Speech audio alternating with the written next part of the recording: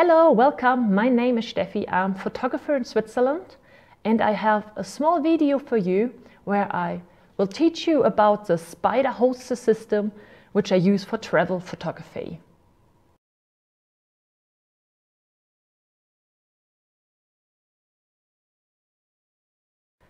Usually you find on my channel all these videos in German, but I decided to do an English version of this one just because I had so many people asking me about the system, and I think it's really interesting as well, and there are a lot of people who enjoy doing travel photography. So let's give it a go, and I'll see if that's interesting for you in English as well. Like I said, I'm a photographer in Switzerland. I'm doing mainly wedding photography, and I love to travel. Everybody loves to travel. So it's a bit in between seasons. This year I went to Istanbul for a short city tour, and I love it. I love bringing my camera across and taking photos and learning about new cultures, and it's always so much fun. But it's always so much pain as well. My problem with travel photography was always that my shoulder hurt so badly at the end of the day. Like if you had the big camera, because I love to travel obviously with my big camera, if you had that in your bag or just around your neck, at the end of the day it really hurts. And through a coincidence, I actually saw an online workshop during the summer season when I was in my wedding season, and I had so much pain in my shoulder from carrying the camera 10 hours around. And I saw one of the teachers I really like. She was wearing the Spyder holster system, and I was like, wow, that sounds interesting, because it reminds me of like a backpack system. Was when you go hiking, like your usual backpack system is more putting the weight to your hips rather than your shoulder. So that's exactly what the Spyder holster is. I am not sponsored by Spyder holster. I'm just doing this video because I'm really a fan of the product. So you can see it got a lot of use and abuse. But I'm buying it by myself, so I'm just a fan of this, and a lot of people ask me, and a lot of people at weddings come and take photos of it when I have my camera there, because they thought it's such a good idea. So that's why I want to show it a little bit more in detail here. So it's basically these two parts. One is going underneath the camera. You have their little thingy, screw it in here. I'm sure you find instructions from Spyder directly how this is all working, but you just use the hole where you usually put the tripod in. And then the second part is the holster by itself. So it's like a gun holster back in the days.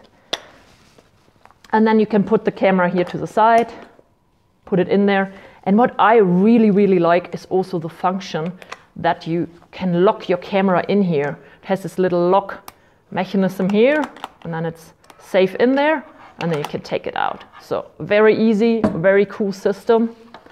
And I love it because you have so much more flexibilities in your shoulders. And I show you in a little video how I usually walk around with it. You have it on the right side, or I have it on the right side. There are different versions of it. You can have it on both sides, whatever you prefer.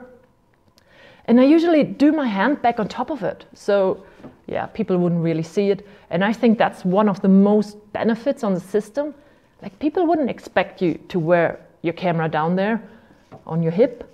And also people don't really check out your hips. Well, really, rarely, hopefully. But when you have the camera with a strap around your neck, it's like really present. It's just there in your face. And also like if you have it over your shoulder.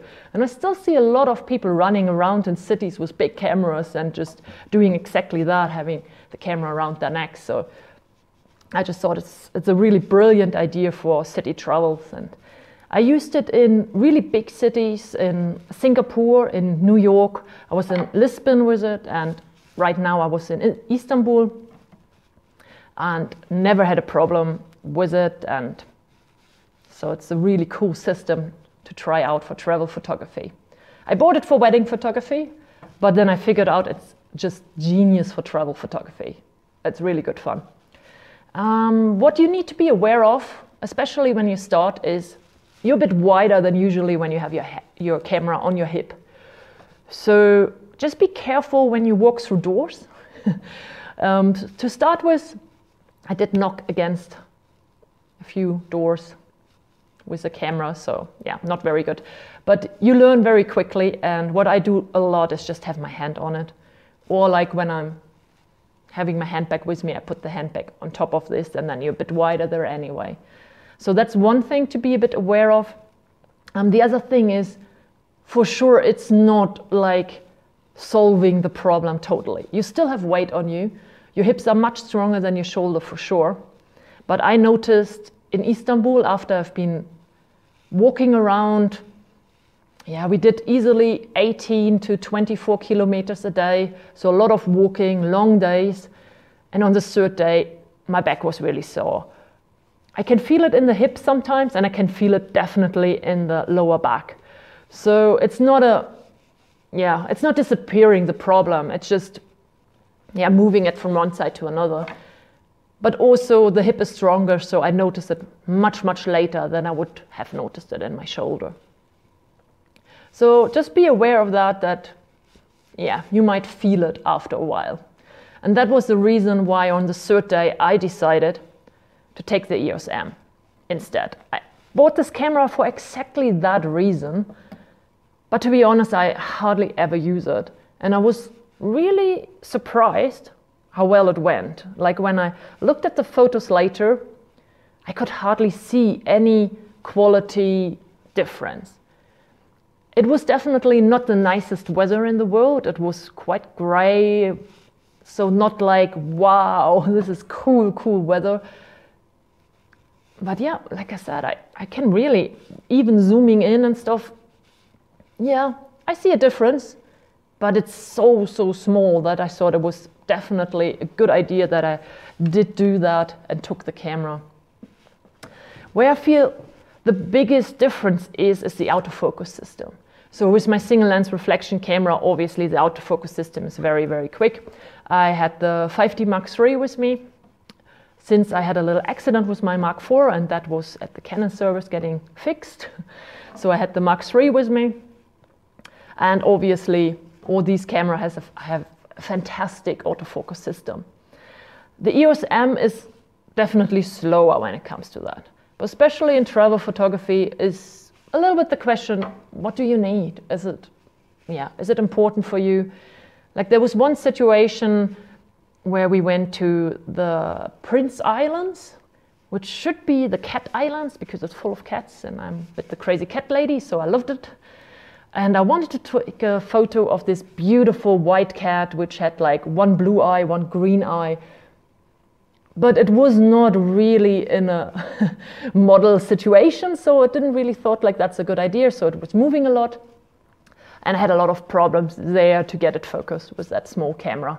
Also really impatient boyfriend who was saying, come on now. And I'm sure I could have nailed it with a Mark III in like seconds. But well. Another thing was night photography, when we had a really nice evening with a nice blue hour. And then I thought like, oh, I wish I had the bigger camera now. But again, the EOS M surprised me that it was actually pretty nice quality, and I could hardly see any difference. Like, I can show you the photos here. So I really hope you enjoyed this little video. It was, like I said, my first video in English on this channel. If you're interested for more English videos, please let me know, write me a comment, and I will do so. So otherwise, I see you soon and hope you enjoy your photography. See you soon. Bye bye.